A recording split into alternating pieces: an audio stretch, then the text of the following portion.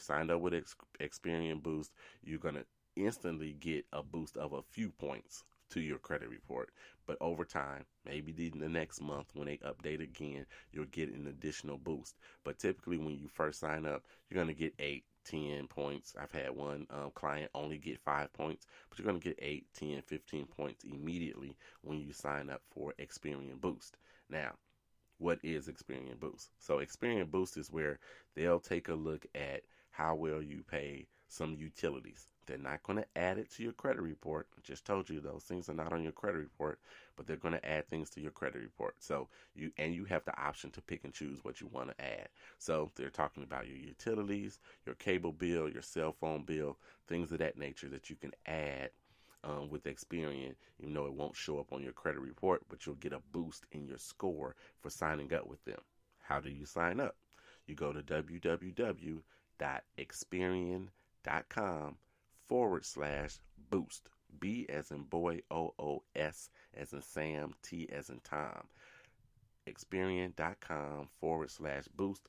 That's how you do that. And then you'll be able to add those things to your credit report and you'll get that particular boost.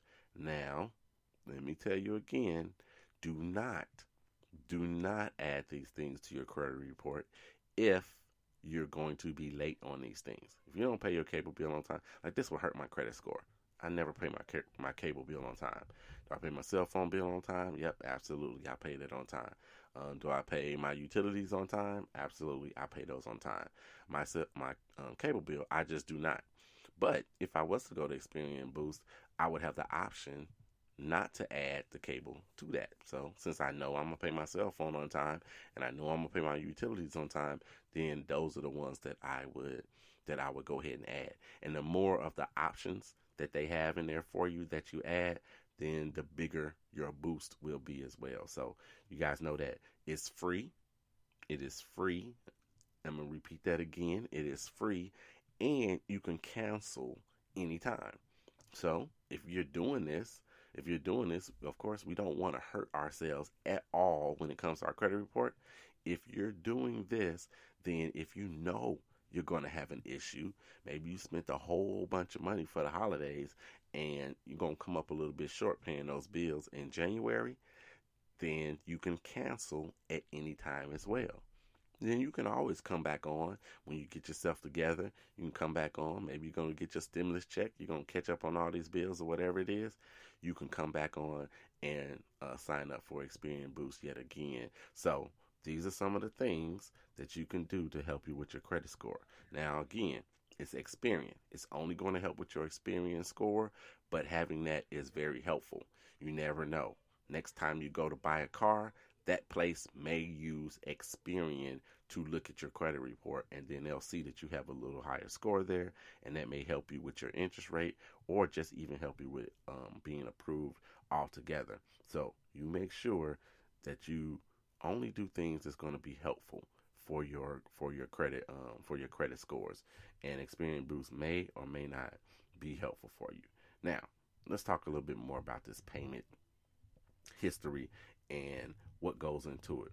So like I said, there is basically it's almost like a pass fail, right? So you got 30 days after the due date. If you're more than 30 days paying after the due date, then that's when it's going to hit your credit report and as a negative for you. So you can be up to the date. You can even be after the date if that happens to be the case. But as long as you're not 30 days late, then it's not going to count against you on your credit report, and it will not impact your credit score. Actually, if you're going to pay it before that 30 days, then it's actually helpful for your credit score because it's going to look like you're on time all the time, right? So that's good for you as long as you're not 30 days after. Now, there's a catch-22 sometimes. Sometimes there's a catch-22 about when the company reports versus when the credit bureau gets that information and processes, or FICO gets that information and they process that information. You could find yourself in a catch-22. And what I mean about this catch-22 is if you pay it at a certain time but it's not recorded correctly, if you're going to pay it like 30 days after, like absolutely on that date, or maybe the 29th day after, or February is coming up. It's only 28 days in February. So do they give you grace until like March the 2nd? You never know. Maybe they do, maybe they don't, because technically that's 30 days. It's not worth the fight when it comes to something like that, going through the credit bureaus to try to dispute it and all those things. Make that payment well before that. So if you're going to be late and you have to be late, just don't be 30 days late. Count it 28 days. And this leads me to doubling up. Don't double up either. Don't double up on your payments when you're doing this. Sometimes you miss a payment and you just think, well, I'll just make, twice the payment, when the next due date is due. Do not do that. Oftentimes, too many times, people fall into, again, a catch-22 when it comes to that. It doesn't appear to the credit bureaus and the computer system like these things are smart, right? They're smart. You think they should be able to catch this or whatever, or individuals that are processing your payments wherever they are processing those payments are smart enough to realize, this payment I'm sending $60. It's usually $30, but I'm sending $60, and they ought to do the right thing with it and make it look right. That's not necessarily the case all the time. So you want to double up so you can get rid of this debt, whatever this debt is, but don't do that when you've missed a payment. If you have to, send in two separate payments, even if it's for the same day or whatever. Send in two separate payments. If you're paying it over the internet, do it twice. Call that 800 number twice. Call them, get that one payment, then call right back if you have to. If you're doing it, through the app, boom, go ahead. Put that payment in, and then come right back and do it again. Maybe even the company will call you and say, hey, you did this twice. And you'll be like, yep, I did it on purpose to do it twice. Make sure you do it right. That's going to work out for you. Don't count on that other party to do the right thing for you, or to realize what you're trying to do. All right, so don't double up when you're making those payments as well. Something else you need to know about your payments and payment history. Good accounts. And just because you've missed, 2 to 3 payments over a 4-year period or something like that, for example, doesn't mean it's not a good account. Now, good accounts stay on your report for 10 years. Yes, they stay on your account for 10 years. So again, just because you've missed 2 or 3 payments, that doesn't mean that it's not a good account. It doesn't have to be perfect to be considered a good account. But they stay on your credit report for 10 years. That's a good thing for you.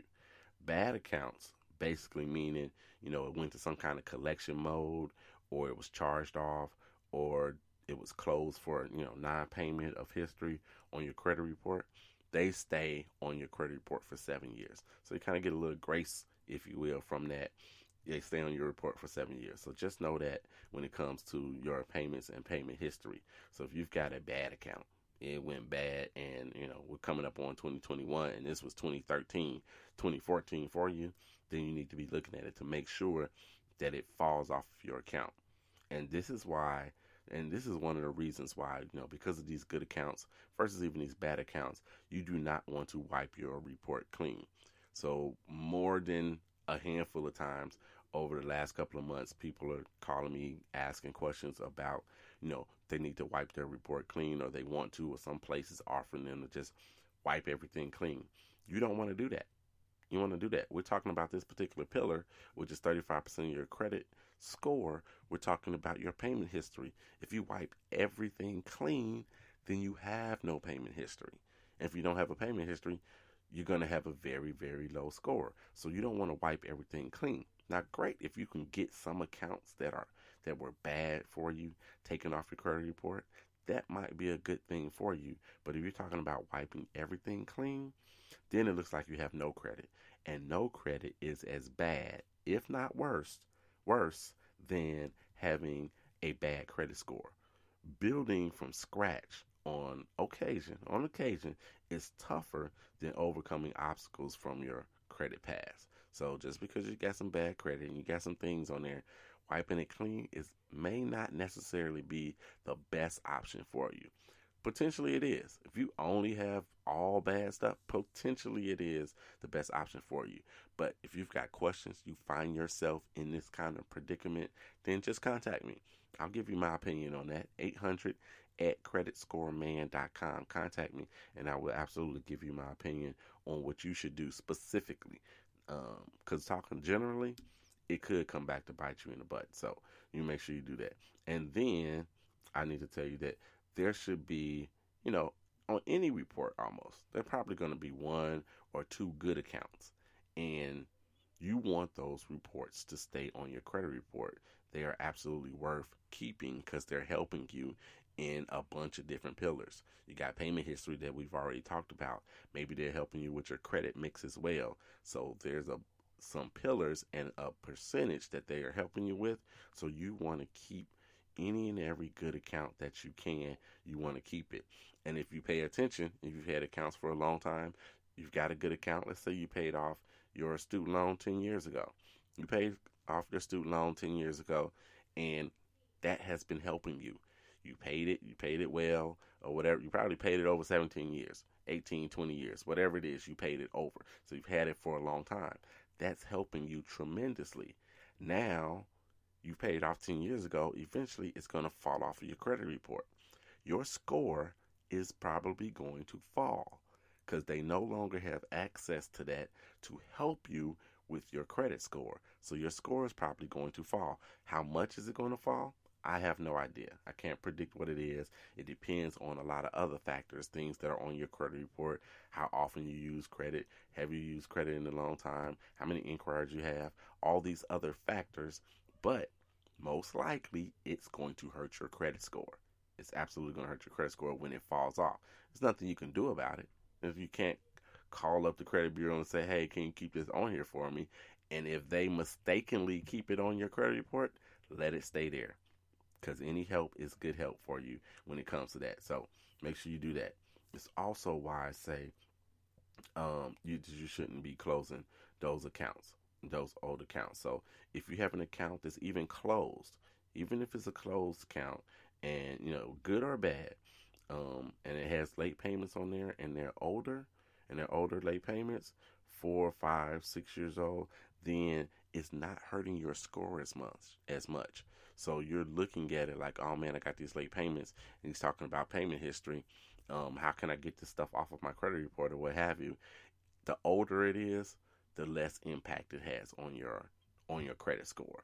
So if you got something newer, absolutely, you want to try like hell to get that off of your credit report. But if you got things that are older, much, much older, 4, 5, 6 years, like I said, or older, then even if you get it removed, it's not going to help your credit. Your score is not going to go up 20 points because you got one payment, a late payment removed from 6 years ago. That's just not going to happen, right? So, but the ones that are closer or younger in age, those are the ones that you absolutely want to try to get rid of. Now, let's come down to the end. What can I do if I have been late? What can I do about this? About trying to repair my score, especially since this is 35% of what makes up my credit score. One, contact the account holder. So if you're late at all, I'm gonna repeat it. If you're late at all, contact the account holder. I don't care if you're 1 day late or 31 days late. 1 day late, maybe you can get them to waive that late charge. So this isn't necessarily about your credit score, but you might have a late charge. Maybe you can get them to remove that or waive that late charge for you. So you contact them if you're late at all. People that have contact with their creditors, even though it's not like back in the day, where you had credit, that bank was, you need to contact them. It'll be helpful for you. If not right now, it could be helpful for you in the future. All right. So even though this doesn't impact your credit, it absolutely can impact your wallet if you give them a call, you late, and they charge you a late fee. So calling them in a timely manner may give them the option to simply backdate your payment. All they got to do is backdate your payment. So some companies, one company that I worked for, I think ours was 3 days. So we can backdate something 3 days. So if somebody called in, they were late.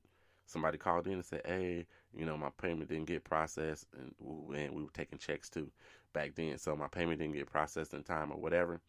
Then you could probably, if it was in 3 days, I could backdate it 3 days. And then maybe it doesn't impact your account with the company at all. So now companies are looking to see when people are